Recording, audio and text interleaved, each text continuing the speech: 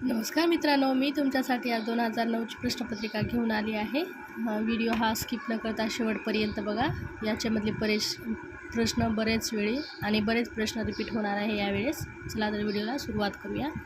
पहिली रिकामी जागा पाहूया। फलित बीज गर्भधारणा गर्भाशयात टिंब दिवसात पोहोचते, तर 6 ते 7 दिवसात पोहोचते। जरायू बाहेर येण्यासाठी गर्भाशयाला वरच्या भागावर दिलेल्या दाबामुळे गर्भाशय टिंब होऊ शकतो, तर स्थितीस्थापन आहे याचा आन्सर।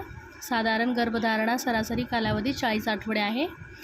आणि चौथी रिकामी जागा नवजात बालकाच्या डोक्याच्या सबऑक्सिपिटोब्रेग्मॅटिकचा व्यास 9.5 सेंटीमीटर आहे। आणि पाचवी रिकामी जागा पाहूया। 2 मासिक पाळीमध्ये योनिमार्गातून होणाऱ्या रक्तस्रावाला मेनोरिजिया म्हणतात। आपण आता जोड्या लावूया पाहूया। क्लोजमायाची जोडी आहे। मास्क ऑफ प्रेग्नेन्सी कुंबाइनटेसिसची जोडी आहे। RH निगेटिव्ह माता।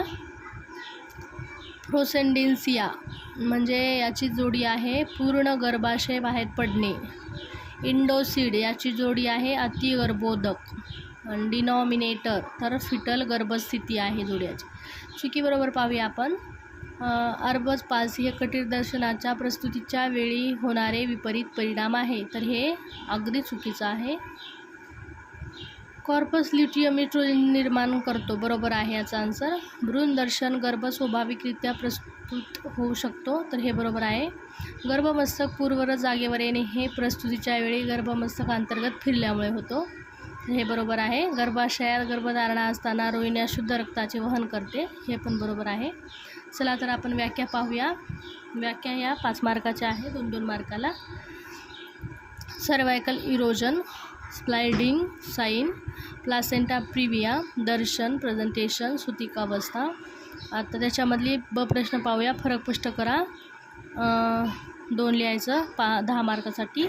एक स्त्रीबीजापासून व दुबीजापासून दुर्भाग म्हणजे ट्विन्स। फिजिओलॉजिकल एडिमा व पॅथॉलॉजिकल एडिमा। तिसरा आहे खऱ्या प्रसूती वेदना व खोट्या प्रसूती वेदना। जरायू वेगळे होण्याची पद्धत। डंकन पद्धत व शुल्ट्झ पद्धत। चला तर पुढचा प्रश्न पाहूया आपण। खालील कोणती 3 वर टिप्पा लिहा। क्वाड प्रोलॅप्स म्हणजे नळाखाली येणे, ऑक्सिटोसिन। आणि 3 आहे गर्भाशयाचा पंडुरोग, विपरीत परिणाम, चिमटा लावून प्रस्तुती, तोंडाने घेण्याच्या गर्भनिरोधक गोळ्या। आता प्रश्न 4 पाहूया आपण। श्रीमती मेघा यांना 16 वर्षाच्या ॲमेनोरिया असून योनिमार्गातून रक्तस्रावाची तक्रार घेऊन त्या आलेल्या आहेत। त्यांना ऑब्स्टॅट्रिकल हिस्ट्री खालीलप्रमाणे आहेत, म्हणजेच ग्रॅव्हिडा आहे, त्या गर्भपात आहे 14 आठवड्यात आणि 6 वर्षापूर्वी झाले आहे।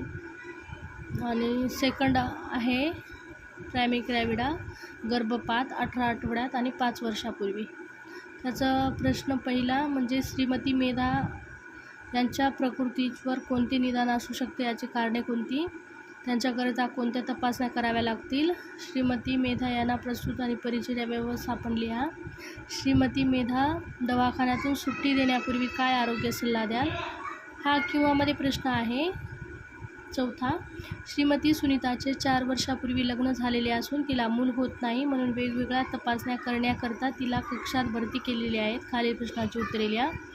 वंध्यत्वाची व्याख्या लिहा। वंध्यत्व म्हणजे इन्फर्टिलिटीचे प्रकार लिहा। स्त्रियांमध्ये वंध्यत्व येण्याची कारणाची यादी करा। श्रीमती सुनीता यांच्या कोणत्या तपासण्या कराल ते लिहा। वंध्यत्वाचे व्यवस्थापन लिहा। प्रश्न 5 पाहूया आपण।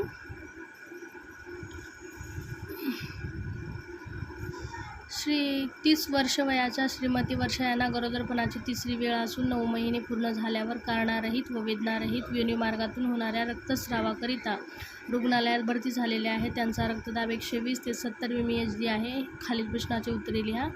प्रसवपूर्व रक्तस्राव म्हणजे काय, प्रसवपूर्व रक्तस्रावाची कारणे काय, श्रीमती वर्षाकरता करण्यात येणाऱ्या विविध तपासण्याची यादी करा। श्रीमती वर्षाची प्रसव संबंधी व्यवस्थापन लिहा व परिचर्या शुश्रूषा व्यवस्थापन थोडक्यात लिहा। 5 मार्क।